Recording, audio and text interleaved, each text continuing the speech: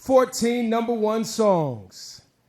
She has 9 Grammys. She is Oscar nominated, an entrepreneur, a visionary. And this Sunday at the Apple Music Super Bowl 57 halftime show, the wait is over. It's been 2,190 days. Dude, Rihanna, we waited It's for you. been over 6 years since the 9-time Grammy winner dropped her last album. Everybody is waiting where for have it. you been? We've been impatiently waiting for last project we got from Rihanna. The fans just predicted the end of And Rihanna. everybody has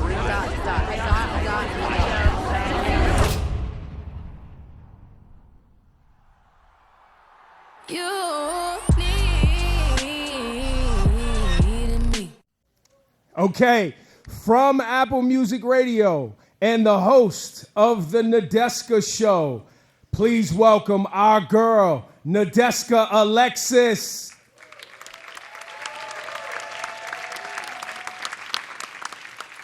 Good morning, and thank you all so much for joining us here today.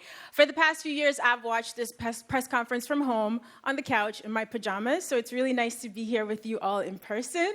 At Apple Music, we are very, very passionate about celebrating and supporting artists and about having meaningful conversations around music. So we are thrilled to be joining the NFL and Rock Nation to bring the Apple Music Super Bowl 57 halftime show to life. And of course, to see an icon make her long-awaited return to the stage. Today, we get to hear what this moment means to her directly from her. So please join me in welcoming Rihanna.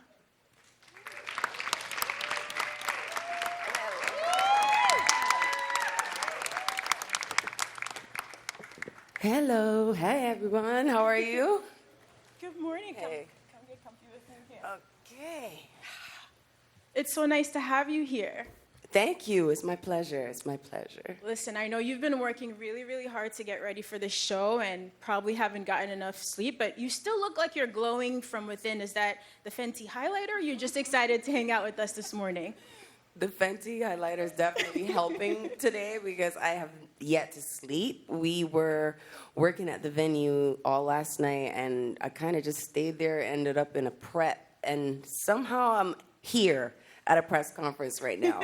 Here and smiling at a press conference, and you still have a long day ahead. You have rehearsals later. So, going into a show like this, we all know you're going to put on an incredible show, and we're so excited. But at the end of the day, you're still a human, right? And you still need to get yourself mentally ready for this. So how do you prepare for a date like today? I listened to Needed Me about 100 times this morning, and I felt good to go, but you probably have a better strategy.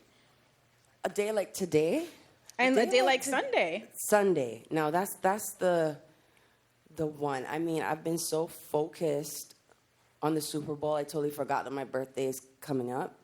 I totally forgot about Valentine's Day. I am just like Super Bowl, Super Bowl, Super Bowl. So it's a lot of preparation, a lot of moving parts. And this week, this is the week that it really is being tested. Everyone, we're just tightening up everything. Everybody's dialing in. Everybody's tuning up, and a lot of moving parts. I mean, it's literally like 300 to 400 people breaking the stage down and building it back up and getting it out in 8 minutes.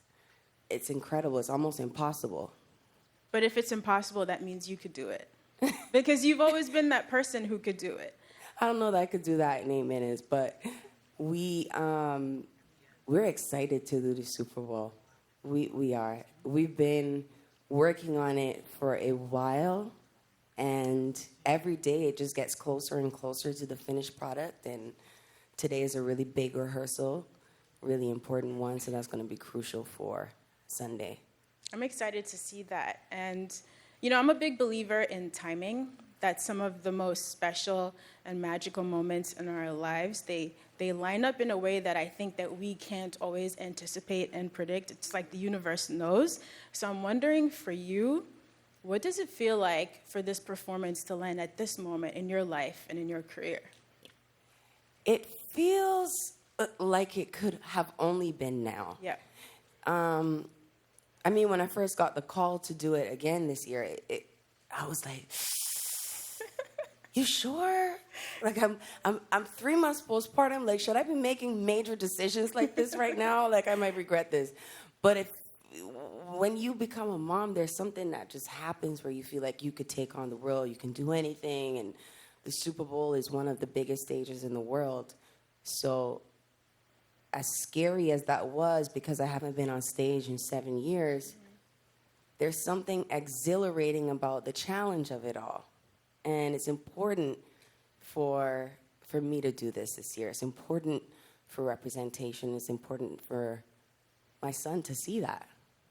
It is. You make taking on a new challenge look easy. And I know that it isn't, because again, you are a human being, but you've always seemed so brave and, you know, like one to take risks. And I actually want to share something with you, because I think it's important for you to take a minute to reflect, which you probably haven't been able to do because you're so busy. So for anyone who doesn't know, a couple years ago, Rihanna released this beautiful coffee table book, and you got to take a journey through her life. And my favorite part was an excerpt. It was from, I think, her grade school report card. So here's what her teacher wrote about her.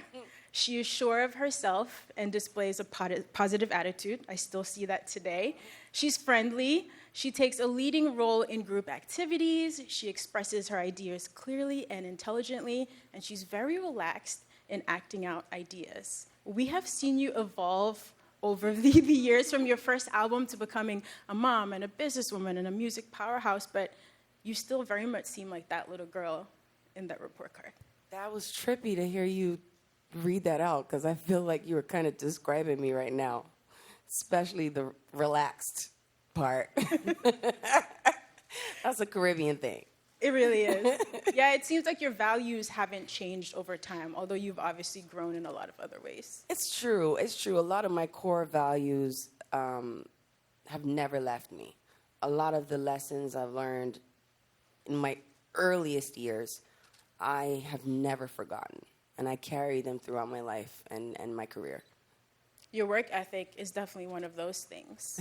Thank you. You are immensely talented, but it takes a special kind of person to put in the work that you've done over the years, and I think we're going to see that displayed, you know, at the Apple Music halftime show on Sunday. So tell me what it was like actually putting this show together, starting with the set list. You went on this incredible run, I think, from your first album up until Unapologetics, where it seems like you never took a break, you never took some time off. So now that you're a few years removed from all of those songs, what was it like revisiting those to build a set list? The set list was the biggest challenge. That was the hardest part.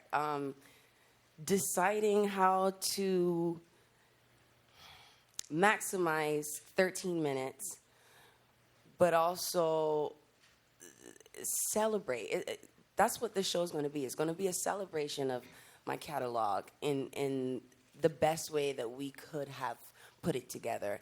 And you only have 13 minutes. That's the challenge. So you're trying to cram 17 years of work into 13 minutes. So it's difficult. But some songs we had to lose because of that, and that's going to be okay. But I think we did a pretty good job at narrowing it down.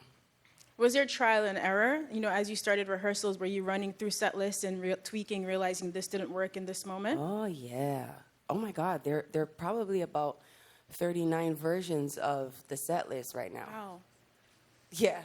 I think we're on to our 39th. I mean, every little change counts. Mm-hmm. Whether I want like a guitar cut out, something muted, something added, or just put in a whole new song, or take out a whole song. Like, every time I make a change, something has to be updated, and that's a new version. Well, like you mentioned earlier, there are a lot of moving parts to the show, a lot of people involved, but another thing I've always admired about you, it seems like you know the right moment to step in and take control. And I think that's challenging for women. We're always nervous sometimes, me personally, of coming off too controlling or too bossy, but sometimes you know in your gut what the right thing is for you. So how much have you been really getting into all of the details of putting the show together? I'm definitely not one that's worried about coming off too bossy. I've been bossy all my life. Ever since I was a little girl, I promise you this. Like, hell of annoying, too. But I know some people get irritated, but, it's writing on me, There are a lot of people who are a part of this show, and a huge part of the reason why this show is going to be as incredible as it is. And I couldn't have done it without them. But you know what? At the end of the day, if it flops or it flies, my name has to stand by that. And so I really get involved with every aspect of anything that I do, whether it's the Super Bowl, whether it's a makeup product, whether it's Savage lingerie, like whatever I do, I'm that annoying girl who's gonna talk about everything. I want to see the copy on the website. I want to name every lipstick that I make. Like I care about it. I love it. I really do. It all goes back to that little girl. I'm telling Yeah. you from the report card. Little bossy big head It's girl. really amazing. Bossy in the Still best here. way possible. And so another thing that goes into such a big performance in such a limited time is the physical stamina. Exhaustion is a real thing, right? But then that's something that you have to deal with, and your breath control and dancing on stage and all of that. Especially postpartum, I couldn't do it. Last year after I had my baby, it took me months to wear regular pants again. This is one of those few occasions. So what has it been like physically getting yourself ready for this? The physical challenge has definitely been immense for many reasons, of course. But I haven't done this in a minute. That was first things first. So you're just running around for 13 minutes trying to put like a 2-hour set in 13 minutes, and you're gonna see on Sunday. From the time it starts, it just never ends, and until it's like the very last second. I know I'm saying too much, but it's a jam-packed show, and it takes a toll on your body. It does. You got this, girl. Thank you. And you know, I'm not Thank going to press you to reveal any details. I know we want to keep that under wraps because you've been working so hard. But look, as a Caribbean woman coming from a tiny island like Grenada, you've always made me feel so represented. I've always loved seeing you back home in Barbados at Crop Over. So I'm wondering if you're hoping to incorporate any elements of Caribbean culture in the performance. I mean, that's a big part of why this is important for me to do this show. Representation, representing for immigrants, representing for my country, Barbados, representing for black women everywhere. I think that's really important. That's key for people to see the possibilities. And I'm honored to be here. I'm honored to be doing this year. I can't wait to see it, and we're so excited to have you back in music. You know, of course we've missed you, but you have a whole human being now to take care of, and I know it sounds like for you, work-life balance was not necessarily a thing because you always considered those the same, but is that different now having a child plus work? Yes, it's very different. The balance is almost impossible because no matter how you look at it, work is always something that's going to rob you of time with your child. That's the currency now, and that's where it goes. The magnitude of how much it weighs. When you make decisions on what you're going to say yes to, it has to be worth it. Mm-hmm. And this is definitely a moment that's worth it for you, right? For me, like for you, sure. What is the cultural significance for you of performing at the Super Bowl halftime show? I mean, it's a long way from home, right? Yes. It's a long way from home. It's a beautiful journey that I'm on, and I could have never guessed that I would have made it here. So it's a celebration of that. I'm excited to do that, and I'm really excited to have Barbados on the Super Bowl stage. It's a big moment for the whole Caribbean. Look, you have been a global superstar for a long time, but I need to say right now on the record, Caribbean women, we claim you as ours. That's okay. You better. Now, you've taken a few years off of music. You've been building the Fenty empire, which has been incredible to watch. But now that you're making that transition back to music, you also took some time to just live your life, to just take road trips, like things that you deserved after working so hard. So how was that period, and do you feel now refreshed and ready to get back to music? The pandemic kind of, in a weird way, forced me to slow down. Mm-hmm. And then when you have all these boundaries and restraints and rules, and you have to stay home. You kind of get creative with ways to stay entertained in a way. And road tripping was one of those things that I've always loved. I just usually road trip while I'm on tour. That's That the road doesn't trip. count, though. I know. So I got to like feel the things I love about tour without having the commitment of the show every single day. It was just nice to appreciate that time. I really enjoyed it, actually.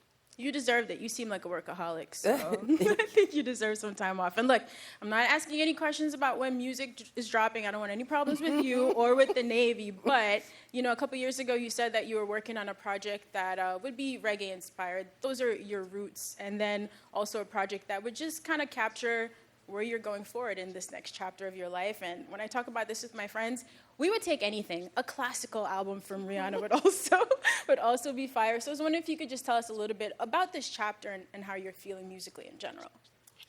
Musically, I'm feeling open. I'm feeling open to exploring, discovering, creating things that are new, things that are different, things that are off, weird, might not ever like make sense to my fans, you know, the people that know the music that I put out, that I just want to play. I want to have fun. I want to have fun with music.